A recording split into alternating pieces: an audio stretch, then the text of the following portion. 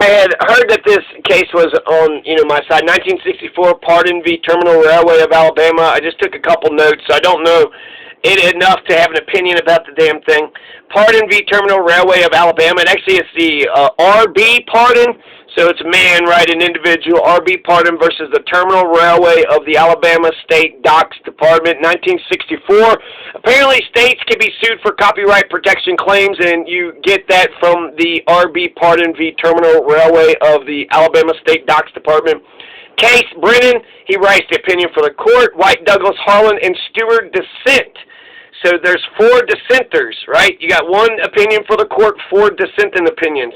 The citizens of Alabama brought the suit in a federal district court in the Southern District of Alabama.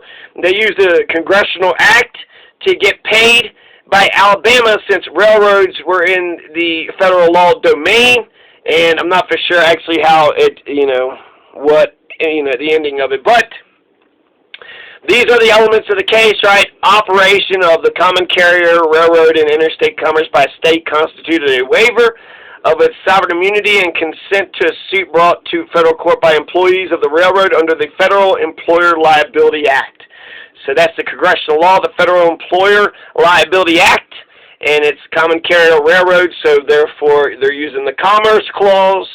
And this is going to say that it's not, no sovereign immunity. It's a waiver of sovereign immunity because they're part of the commerce, right? Definitely a Commerce Clause was one exception. I'm sure there's more. There's a lot of good elements to this. The citizens of Alabama go to a federal district court. They're employees of the railroad. They're using the Federal Employer Liability Act, a federal law, in order to federal courts to enforce the federal, the federal protections to get paid overtime. So they deserved overtime pay, but the state of Alabama says, nope, we're not going to pay you overtime. So I'm kind of excited. I'd like to finish learning this case. What happens at the end of Parden v. Terminal Railway of Alabama? The Supreme Court landmark 1964 case. What happens at the end? I don't know. But the sovereign immunity was, abrogated effectively because it's, the Commerce Clause, federal government's allowed to regulate commerce between the states, and so therefore that's used for a lot of crazy shit. But railroads, that makes sense. Railroads in between states, yeah. So, there you go. There's the 1964 Parden v. Terminal Railway of Alabama decision. So that's, if you want to find out, you have to read the book. You want to find out what happens at the end? Just like reading Rainbow, you have to read the book. Parden v. Terminal Railway. Just Google it, you fucking lazy fuck. So it's kind of crazy. Quid pro quo, rex non potest peccare, habeas corpus, all these Latin phrases. You just spout off a Latin phrase that's supposed to mean habeas corpus. I think is specifically protected in the Constitution, but rex non potest peccare. Rex non potest peccare. Are you okay? You're speaking in tongues. You seem to be going through a seizure. You seem to be going. There's something wrong with you. Are you okay? Rex non potest peccare, the king can do no wrong. That's where the whole thing of sovereign immunity comes from. Kings and queens are not held to account. Belgium has in their constitutional monarchy protection for the king just like this.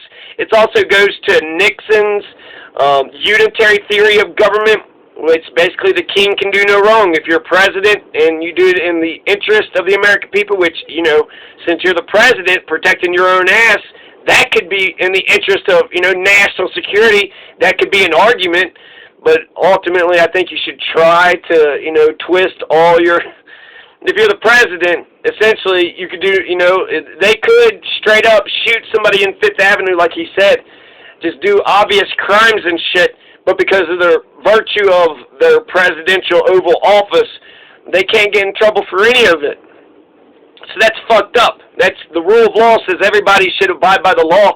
So therefore, thou shalt not murder, thou shalt not rape, thou shalt not, commit crimes, thou shalt not injure other people, thou shalt not abuse other people, thou shalt not, just go down the list, kidnap, arson.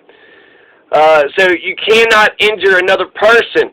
So that's what the laws are supposed to be there for, to prevent one person from injuring another person. So can we agree on the big ones? And then when we agree on the big ones, then that means if those things happen, and then also, if thou should not murder, let's just use that as an example. If you're a police officer, or you can't use qualified immunity or sovereign immunity. You can't use any kind of immunity at all unless you're going to testify against, your mafia boss. That's the only kind of immunity that you could get. Rex non potest peccare. Bullshit. If the ruling class, the people in power, if the wealthy are committing crimes, then they should be thrown in jail just like all the rest of us.